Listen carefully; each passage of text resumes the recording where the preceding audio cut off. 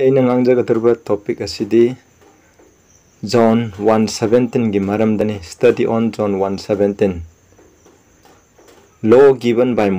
Moses na wayan jathang adu pibani adubu achumba amsung thawjanase Prabhu Jesu Christa dagi lakhibani hairiba topic asigi maramda 4 John 1:17 asigi maramda aina ngangjarake masigi hairiba text asemi mayamna kyamarumna lana interpret tawi madu Bible gi matuina masigi asangba asumba athadu khoi khangminasi ahanbada ikhoi ishoda pathna tawsi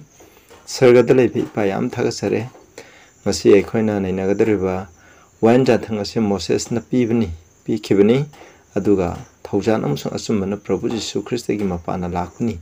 haiba asigi maramda papselabana naina khara ngangjagadori masida naki thawai seng sangbiduna engonda sokpiu inangam khudimuna naki Bible dagi naki thawai na singbibudigi matuina ngangbiu tari baisinaw singdasu naki thawai na singbiduna asumbaje khangmanga manbiu hobudigi loi phawbana na singbiu Prabhu Jesu Christa gi mingda khuramjari amen akhoi paminase John 1:17 For the law was given by Moses maramdi wayan jathang adu Moses na pikhirami but grace and truth came by Jesus Christ. Adubu thawjan amsung asumbadi Prabhu Jesu Christa gi mapana lai. Masida khoina khangadabuse ahanbagi sentence. The law was given by Moses siga but grace and truth came by Jesus Christ habje masi opposite ni amana amagi ona tainabani. Habse masi ngum maramde but habsina ona tainaba. Ekhoina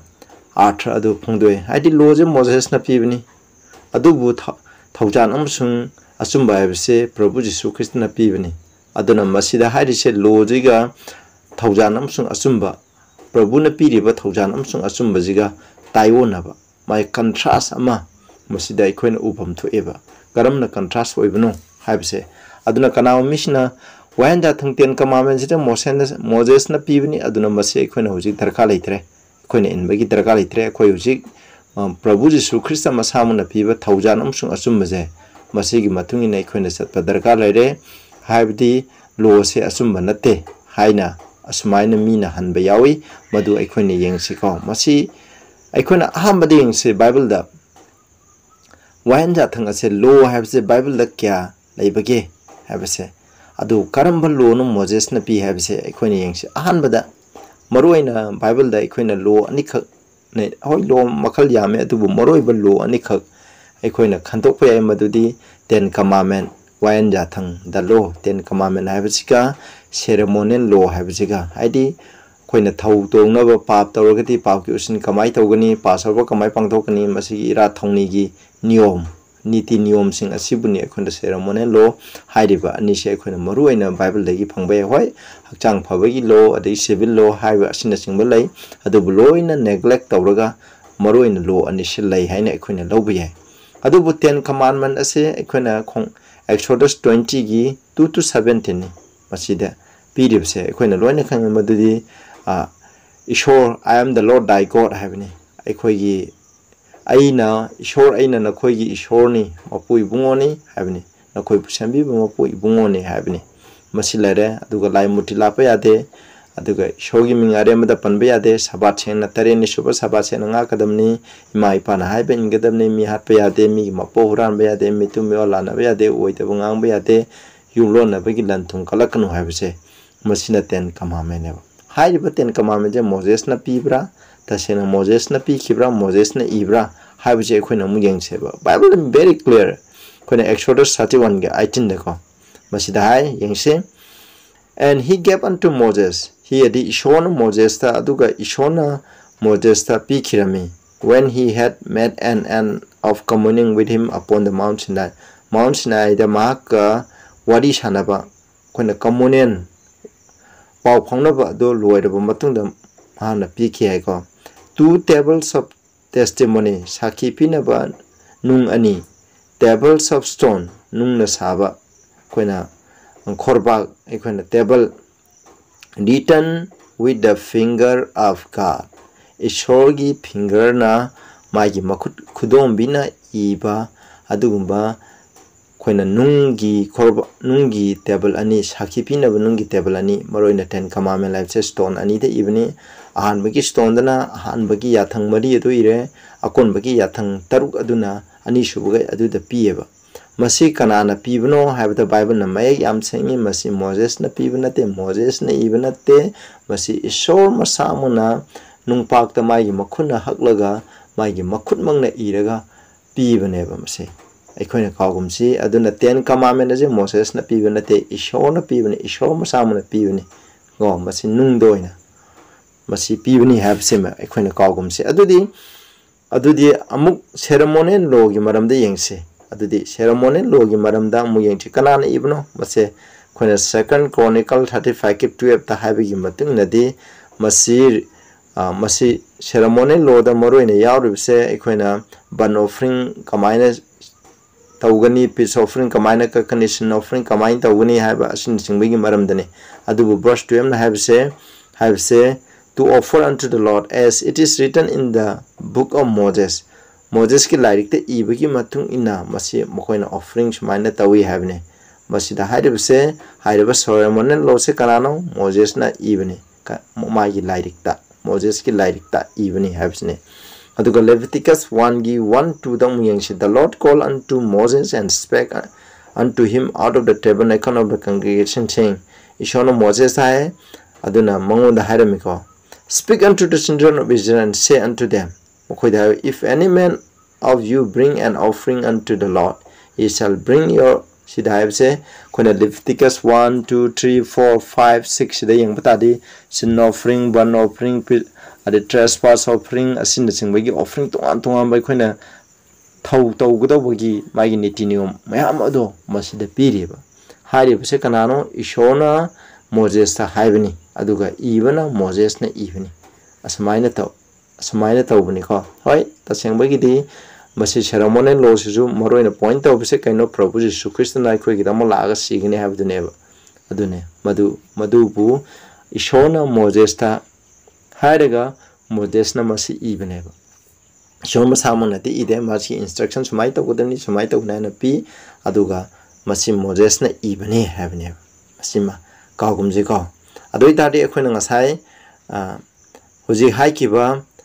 Moses ना the law was given by Moses when jathang aje Moses na pigini habse karambo when jathang no Moses na pibse haiba matamda tasengna bagite Moses na when jathang amta pide hoi adubo khoina Moses ki when jathang hairaga di ceremonial law je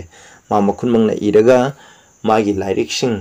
haibati ekon magi lyricsing do kari no haibdo ekon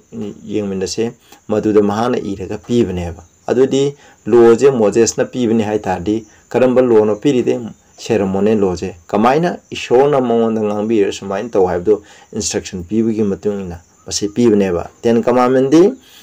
commandment di Moses na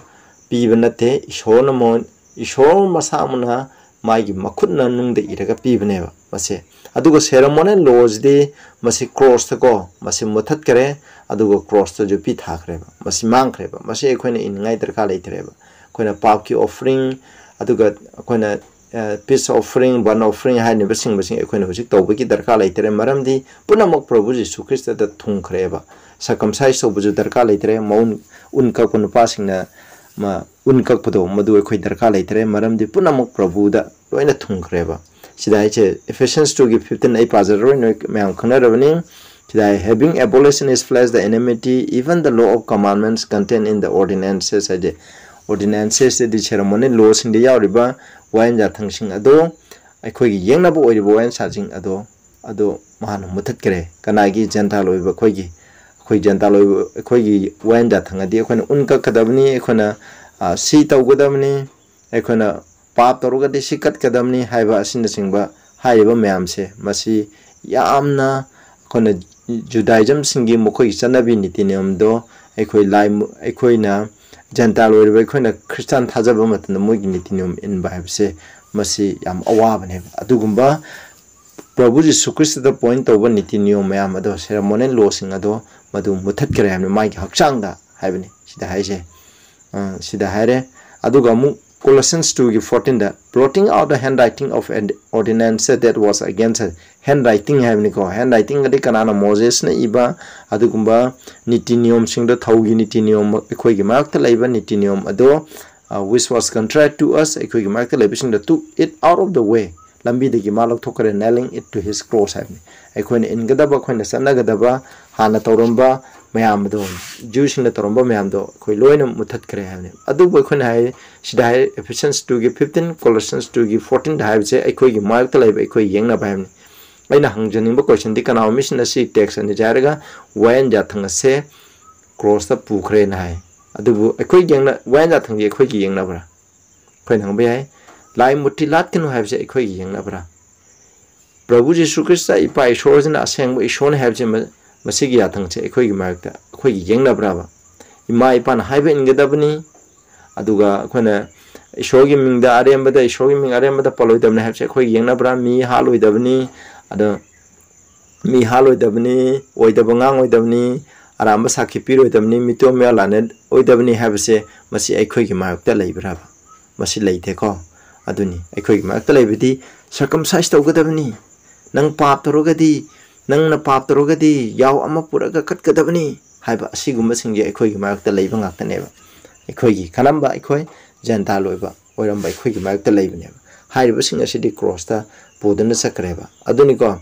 and what is the law do khona mu yeng ko what is the law of Moses ki law have se kari no have se khoyeng se Mark 2:26 have gi matungna mokhoina question among as asibaga mari lena de that they rise have you not read in the book of Moses ki like na khoi pagi the book of Moses na how in the bush God spake unto him saying I am the God of Abraham the God of Isaac the God of Jacob sidadam aina atai di arthan jaroge sida palebja book of Moses haina masida paleba amuk Luke 24:44 Prabhu Jesu Christ masamana sire hinkalaba matung da man hai ko man kari haibra haibdo ekoine yengje ba sidaida he said unto me these are the words which I spake unto you while I was yet with you aina na khoi laminang da ina ki boy dusini for all things must be fulfilled hairam labu khudimukto thungani which were written in the law of Moses ki when Moses ki law da ikrabado in the prophet aduga maichau sing da ikrabado in the psalms sing da concerning me agi maram da ikrabado loin thungani hamne masida ikhoina khanbe yai the law of Moses haina khangnari bje masi ikhoina Mark 2:26 ka sida the book of Moses habje ki khena balaite ani samane ba habdi Genesis Mehoron Genesis ahanbagi lighting manga Genesis Exodus Leviticus Numbers Deuteronomy high river lighting manga je ado masi kanabo masi law of Moses haraga khaneba hengo masi da lere masi buni akoina law of Moses haraga masi akoina khane moroina high river lighting manga sida moroina law ki wanda thangi ten kamamangi ceremonial law singi maramda ko masida iba aduna masibu law of Moses har khane in the prophets har gana ikoina prophet singi maming yawbu lairi sing ase khudamuna Isaiah le Daniel Ezekiel ade Jeremiah gumba asina singba singje lamentation ade ate laikre ade gi minor prophet sing laikre hairiba singje masineba Old Testament gi khone maichau singi maming pamba Jonah Micah Nahum Habakkuk kana hariba lighting mayam se minor prophets sing mokhoini iriba sing ase masibune in the prophet haije Psalms hairiga khangnai jina Psalms Proverbs aduga Song of Solomon mokhoi jibu ahum mokhoi asibu ekhoina Psalms hairiga khangneba pulap mase moi Hebrew lon da Psalms hairiga mokhoi je khangneba aduna hariba lighting sing adubuneba sinaw samasida the law of Moses hairiga khangnai je aduna the law was given by Moses. Moses na law do pibni karamba law ceremonial law adu ahan bagi lighting manga ceremonial law sing yaw riba lighting manga se Moses masamuna iraga pirambani adubu achumba haibaside achumba amasung thaujan amasung achumba je Prabhu Jesu Christ gi mapana la iamni ekona thaujan amasung achumba je masi maramda mukhitang yengje ko hamada thaujan gi maram khitang yengse ai sam haijage Hebrew 4:16 dai aikoina Ishrogi thaujan aduda aikoina thona phana lakche hamne throne of grace haiko that we might obtain mercy and find grace to help in time on it aikoi darka laiba matamda aikoina ꯑꯩꯈꯣꯏꯅ ꯗꯔꯀꯥꯔ ꯂꯩꯕ ꯃꯇꯝꯗ ꯃꯇꯦꯡ ꯄꯥꯡꯅꯉꯥꯏ ꯃꯤꯅꯨꯡꯁꯤ ꯑꯃꯁꯨꯡ ꯊꯧꯖꯥꯟ ꯐꯪꯅꯉꯥꯏꯒꯤꯗꯃꯛ ꯍꯥꯏ ꯏꯁꯣꯔꯒꯤ throne of Grace ꯍꯥꯏꯕꯅꯤ ꯏꯁꯣꯔꯒꯤ ꯁꯤꯡꯍꯥꯁꯟ ꯏꯁꯣꯔꯒꯤ ꯊ꯭ꯔꯣꯟ ꯑꯩꯈꯣꯏꯅ ꯃꯔꯁꯤ ꯁꯤꯠ ꯑꯩꯈꯣꯏꯅ ꯑꯣꯜ ꯇꯦꯁꯇꯥꯃꯦꯟꯒꯤ ꯁꯦꯡꯆꯨꯔꯤꯗꯅ ꯑꯥꯔꯛ ꯑꯣꯐ ꯀꯕꯦꯅꯥꯟ ꯍꯥꯏꯕꯁꯤ ꯑꯁꯤꯒꯤ ꯃꯈꯥꯗ ꯏꯁꯣꯔꯒꯤ ꯃꯊꯛꯇ ꯏꯁꯣꯔꯒꯤ ꯃꯔꯁꯤ ꯁꯤꯠ ꯂꯩꯔꯦ ꯃꯔꯁꯤ ꯁꯤꯠ ꯑꯗꯨꯒꯤ ꯃꯈꯥꯗ ꯇꯦꯟ ꯀꯃꯥꯟꯃꯦꯟ ꯂꯩꯌꯦꯕ ꯃꯁꯤꯅꯤꯀꯣ ꯊ꯭ꯔꯣꯟ ꯑꯣꯐ ꯒ꯭ꯔꯦꯁ ꯍꯥꯏꯔꯤꯁꯦ ꯃꯁꯤꯅꯦ ꯏꯁꯣꯔꯒꯤ ꯁꯤꯡꯍꯥꯁꯟ ꯍꯥꯏꯁꯦ ꯃꯁꯤ ꯃꯥꯒꯤ ꯃꯈꯥꯗꯅ ꯇꯦꯟ ꯀꯃꯥꯟꯃꯦꯟ ꯂꯩꯕꯅꯦ ꯃꯁꯤꯀꯣ ꯍꯥꯏꯕꯗꯤ ꯃꯁꯤꯒ ꯊꯧꯖꯥꯟ ꯍꯥꯏꯁꯤꯒ ꯇꯦꯟ ꯀꯃꯥꯟꯃꯦꯟꯁꯤꯒ ꯊꯥꯗꯣꯛꯅꯕ ꯌꯥꯗꯦ ꯍꯥꯏꯕꯒꯤ ꯔꯤꯂꯦꯁꯟ ꯑꯃ ꯂꯩꯌꯦꯕ ꯃꯁꯤꯀꯣ Ephesians 2ꯒꯤ 8-9ꯗ ꯌꯦꯡꯁꯤꯀꯣ ꯊꯧꯖꯥꯟ ꯍꯥꯏꯕꯁꯤ ꯀꯔꯤꯅꯣ ꯍꯥꯏꯕꯁꯤꯒꯤ ꯃꯔꯝꯗ ꯑꯩꯈꯣꯏ ꯈꯤꯇꯪ ꯌꯦꯡꯃꯤꯟꯅꯁꯤ For by grace you are saved through faith ꯊꯥꯖꯕꯒꯤ ꯃꯄꯥꯅ ꯅꯈꯣꯏ ꯀꯟꯕꯤꯕꯅꯤ ꯊꯧꯖꯥꯟꯅ ꯅꯈꯣꯏꯕꯨ ꯀꯟꯕꯤꯕꯅꯤ ꯑꯩꯈꯣꯏꯕꯨ ꯀꯟꯕꯤꯕꯅꯤ ꯍꯥꯏ Not of yourself ꯑꯩꯈꯣꯏ ꯏꯁꯥꯅ ꯅꯠꯇꯦ ꯑꯩꯈꯣই ꯏꯁꯥꯅ kanjaba ngamjaba nate ekhoi arang khubum ekhoi isai thandana arang khubum phongba ngamba nate masi Krista da thajabagi mapana thaujana ekhoi ohilakpane ba ara for it is a gift of God ishogi khudol ne not of works ekhoi na yathangakpagi ten commandment nbagi koina lai mutila tabagi mi hatabagi ase ekhoi na masi ekhoi na kanbiba nate ba lest any man should boast haibje ara kanao mi amna aidu aina sai janingbdi Thaujan is a carigino, a kubu can be never ne. Adubu, a kuna wine that Tangalaga, a kuna Taujan Panganate. When a wine that Tangak him among the Kunana Taujan Pange, Taujan a sicarigino, wine that Tangapa, Namdaba pap, Totuna labor, wine that Tang Tugai by the pap, Totuna Leramba, Furanduna Leramba, Limutilaton Leramba, Masintibangandu Leramba, in my pan habit, Namdaba Mitumio, Lanaramba, Mikimapura number, Waitamanga, Equaje, Ishona Taujan Piraga. Madugi tabak khudimukta loina thadohanme thaujana ekhoi waenda thangse nga hanbung ambaneba waenda thanga alaga ekhoi kanbiba nate adubu thaujangi mapana ekhoi waenda thanga nga halaga ekhoi bu shona kanbibaneba masi mi singna yamna misunderstand oiba masi ko ekhoina aduna khoina longa pone ekhoi bu kanbidre harabni na ekhoina khoi thajaraga loirena haibna leyeba madun yade ko thaujan haibsina Equibu can be bani, Taujan equi can be a equibulung a hanbani, have say, Masica Viade. Say, then the 2 Corinthians 12:9 time. He said unto me, My grace is sufficient for thee. Ay, Paul na have Madi am waba. Waba camera, Mishogam Tenabda, Ishore, Aduna, Maggie Masada think can go back chang piane. The Ishona have I get Taujan and get awa nothing. I could not tell and a calm I get them. I get Taujan, Matic Charam Nico Paul. And a man having for my strength is made perfect in weakness. Nangi asomdo agi pangana kalale, Bapung Pana kalale havne, Machine Taujana, a quick asomba, a quina long upon the